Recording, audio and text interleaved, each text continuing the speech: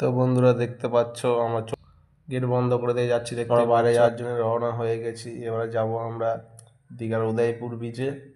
চলো বন্ধুরা আমরা যাচ্ছি, দেখতেই পাচ্ছ, এসে আমাদের সঙ্গে ব্লগ ভিডিও দেখতে আমাদের সঙ্গে থাকো। আমরা গাড়িতে উঠে গেছি, 3 বন্ধু যাচ্ছি।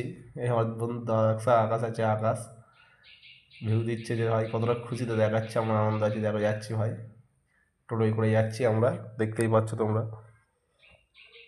উদয়পুর বিচে আসার পরে এই যে সব বন্ধুরা সব মজা করছি বিচিতে বসে।